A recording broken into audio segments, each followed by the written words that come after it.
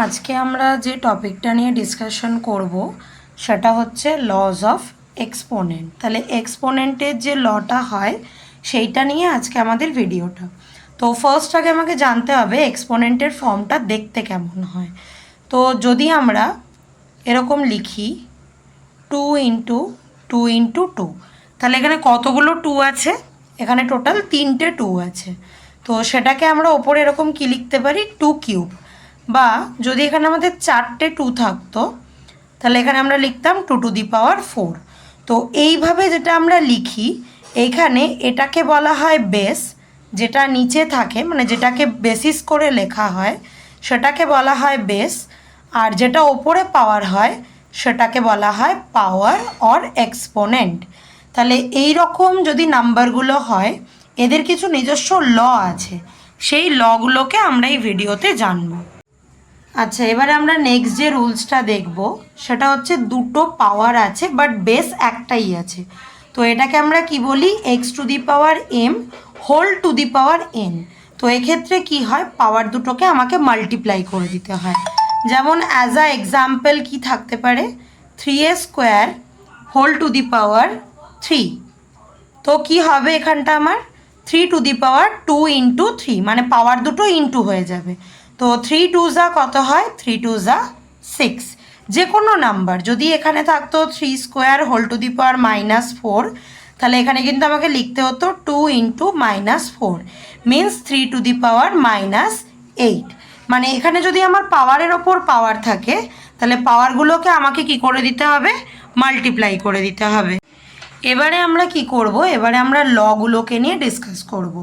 তো দেখি এখানে ফার্স্ট ল যেটা দিয়েছে, এখানে আছে x⁴m × x⁴n equals to x⁴m + n।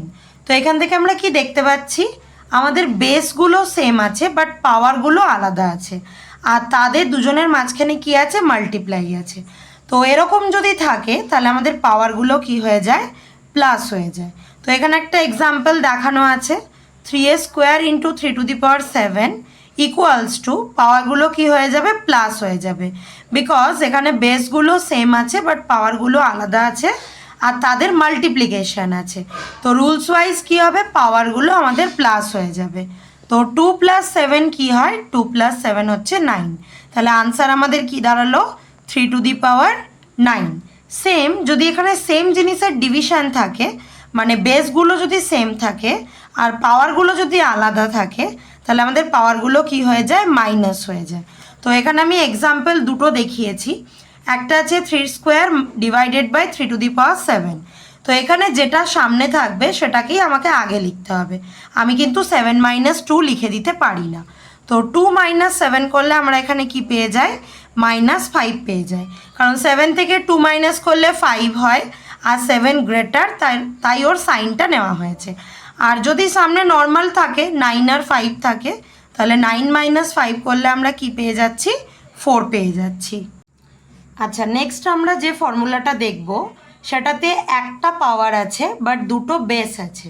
তাহলে যদি এরকম হোল থাকে তাহলে পাওয়ারটা দুটোর মাথাতেই ইনটু হয়ে যায়। যেমন অ্যাজ আ এক্সাম্পল যদি এখানে থাকে ab² that means a² b², or যদি এরকম থাকে mn⁴ that means m⁴ × n⁴। এইভাবে কিন্তু আমরা কাজগুলো করতে পারি। তো আমি একটা নর্মাল নাম্বার দিয়ে দেখাই, যদি এখানে থাকে 2 × 3⁵ দ্যাট মিন্স 2⁵ × 3⁵। এর পরেরটাও সেমই আছে, শুধু আগে এখানটা মাল্টিপ্লাই ছিল, এখানটাতে ডিভাইড আছে। তো যদি এরকম ডিভাইড থেকেও হোল কোনো একটা নাম্বার দেওয়া থাকে তো দুটোর জন্যই কিন্তু আমাদের নাম্বারটা বসে যাবে। মিন্স যদি এরকম থাকে 2/3⁵ তাহলে ইকুয়ালস টু হবে 2⁵/3⁵। মানে তখন প্রত্যেকটার মাথাতেই আমি পাওয়ারটা বসিয়ে দেবো, বিকজ এটা হোল⁵ আছে, মিন্স দুটোর জন্যই 5 আছে, তাই দুটোতে আমরা পার্টিকুলারলি কিন্তু এটা বসিয়ে দেবো। নেক্সট কি আছে, যদি আমার মাথাতে মাইনাসের কোনো পাওয়ার থাকে তাহলে পাওয়ারটাকে যদি প্লাস বানাতে হয় তাহলে তার রেসিপ্রোকাল করে দিতে হয়, মানে জিনিসটা উল্টে দিতে হয়। তো এক্সের নিচে কিছু নেই মানে 1 আছে, তো আমি এখানে কি করলাম 1/x⁴m। একটা এক্সাম্পল আমরা দিয়ে দিই, যদি এখানে 2/3 হোল টু দি পাওয়ার -4 থাকে, তাহলে রেসিপ্রোকাল করলে কি পাবো? 3/2 হোল টু দি পাওয়ার 4। মাইনাসটা আমাদের প্লাস হয়ে গেল, আর এখানে এটা রেসিপ্রোকাল হয়ে গেল, 2/3টা 3/2 হয়ে গেল। তো এইভাবে আমরা মাইনাসের পাওয়ারটাকে উল্টে দিতে পারি।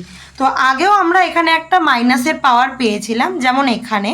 তো এত দূর করার পর যদি কারোর মনে হয় যে পাওয়ারটাকে প্লাসে করে দেবো, তাহলে সেটাও কিন্তু করে দিতে পারি। 1/3 টু দি পাওয়ার 5 হয়ে যেতে পারে, এটাও 1/3 টু দি পাওয়ার 8 হয়ে যেতে পারে, বিকজ নিচে কিছু নেই মানে 1 আছে। তাহলে এটা আমার ফর্মুলা ওয়াইজ কিন্তু হয়ে গেল। আর লাস্ট যেটা আমরা এখান থেকে শিখব, যদি কারোর মাথায় 0 থাকে তার ভ্যালু অলওয়েজ 1 হয়।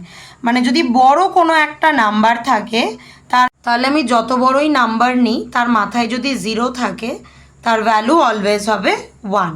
তো এই যে আমরা যতদূর দেখলাম এগুলোই হচ্ছে আমাদের এক্সপোনেন্টের ল। এগুলো আমাদের এক্সপোনেন্টের কোনো সিম্পলিফাই বা কোনো ম্যাথস করতে খুব হেল্প করে এই লগুলো। তো আজকে এখানেই ভিডিওটা এন্ড করলাম।